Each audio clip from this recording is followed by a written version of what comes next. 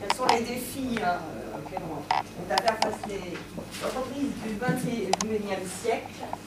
En gros, c'est la complexité, montée de la complexité, avec du coup aussi une nécessité d'être dans le changement permanent. Donc, une difficulté à tenir un cap dans un environnement extrêmement changeant et la difficulté à réagir vite, donc à éviter de s'enlever dynamique. Une pression très forte entre les enjeux financiers et les enjeux planétaires, les enjeux écologiques, de plus en plus forts. Et avec ça, un besoin, je dirais, de la part des individus de se réaliser, d'être heureux, et puis de pouvoir fonctionner de manière sereine, dans une posture sereine, et la quête de sens, le besoin de sens des individus, la nécessité de plus en plus grande de ne pas s'enfermer dans son entreprise, mais d'être en lien avec son écosystème, et du coup de savoir d'oser passer le cap, passer le seuil, aller vers autre chose, vers l'inconnu. Et pour ça, comment former ses collaborateurs, comment les développer vers cette capacité à franchir le seuil, et puis comment retenir les talents, quand on est dans un écosystème, c'est ouvert, comment retenir les talents et en même temps attirer d'autres talents et organiser. Donc on n'a pas été sur le champ de la flexibilité, mais il y a probablement des liens à faire avec le thème précédent. Donc face à ces défis, on s'est dit quels sont les scénarios finalement possibles. Le statu quo. On ne fait rien, on continue à regarder nos résultats au trimestre et on continue comme ça. Ça, on a vite évacué, ça c'est de toute façon le mur assuré. On va rentrer dans l'iceberg. Donc l'entreprise va disparaître avec évidemment du coup tout ce que ça entraîne, puisqu'il n'y a plus de création de richesse. Ensuite, on s'est dit il y a une grosse crise. Alors qui peut être de plusieurs ordres, une crise qui peut être une crise vraiment qui est, une crise, on a parlé de grippe, on a parlé de virale, d'attaque virale par exemple, toutes les données de l'entreprise disparaissent, ou bien une crise qui est plutôt morale, avec un scandale, et qui provoquera à ce moment-là deux types de réactions. Soit on essaye de mettre la poussière sur le tapis, ou l'entreprise finira par disparaître dans ce cas-là, soit réellement il y a une vraie prise de conscience de cette crise, et du coup l'entreprise va vraiment essayer de se refonder en fait sur de nouvelles bases.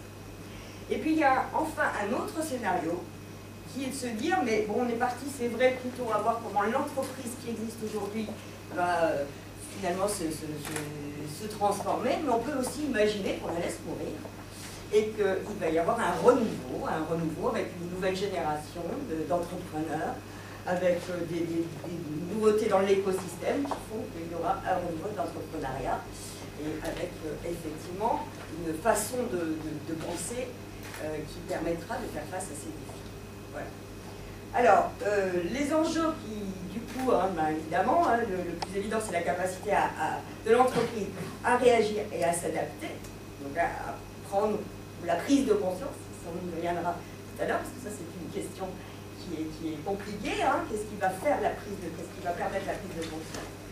C'est évidemment l'enjeu de l'attractivité, c'est-à-dire les scénarios effectivement négatifs, ça renvoie vraiment, ça entraîne vraiment une démobilisation. On l'a vu là avec les individus qui vont se démobiliser, une perte de valeur, et également l'innovation, oser aller au-delà de la créativité, j'ai envie de dire, pour inventer de nouvelles façons de fonctionner et les mettre en pratique réellement.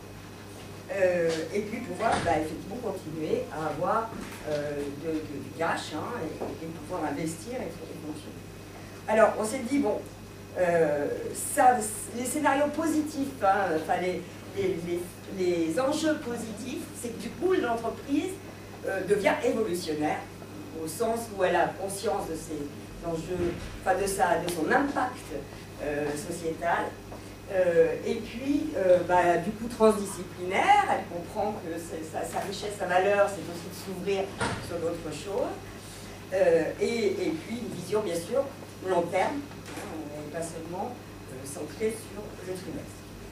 Voilà, et qu'elle va aussi, du coup, pouvoir créer une culture, enfin, créer, je ne sais pas, mais une culture qui permet que l'entreprise soit source d'opportunités. Voilà, la crise comme source d'opportunités. Bon, les facteurs clés. Passage de témoin. Elle a bien parlé. Donc ça, c'est le bon élève. Moi, je suis le mauvais élève. Ça commence mal parce que déjà, c'est une case vide. Orange, elle est vide. Donc ça va aller beaucoup plus vite. On n'a pas rempli. Donc, les facteurs clés de succès. Moi, je suis arrivée dans l'atelier, je ne savais pas de quoi on parlait. J'ai une petite entreprise, je suis toute seule, je ne suis pas du tout collaborative, donc je suis mauvaise élève. Donc le premier facteur clé de succès, c'est le droit de se tromper.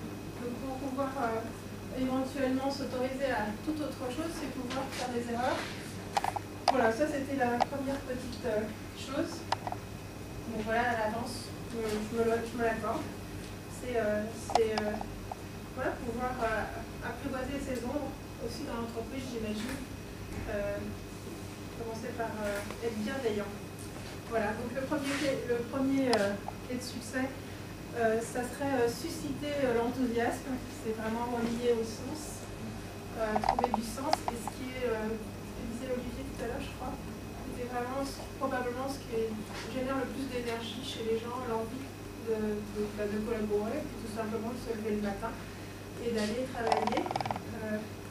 Voilà, donc c'était aussi dans cette idée la recherche de l'harmonie, faire un peu comme un chef, comme un orchestre où chacun peut exprimer sa voix, jouer sa partition et avec son propre instrument, sans que ce soit une partition monocorde, etc. Donc, vraiment susciter que chacun puisse exprimer sa propre voix.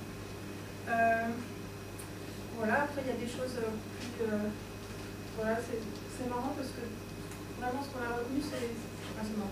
Ça vient vraiment de l'humain. Il y a vraiment visiblement les clés des facteurs de succès. Les traits communs, c'est vraiment sur les talents humains. Donc cultiver les talents en synergie, apprendre à transformer toutes les crises en opportunités. Donc moi, ça ne vous apprend rien, on va faire vite.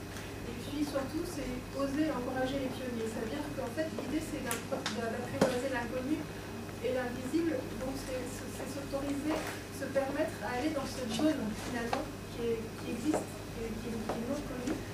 Et je pense que voilà, tout va se passer là. En fait, c'est comment on va pouvoir aussi dans l'entreprise, parce que dans l'humain, c'est déjà en train de se faire, mais comment l'entreprise va s'autoriser à aller vers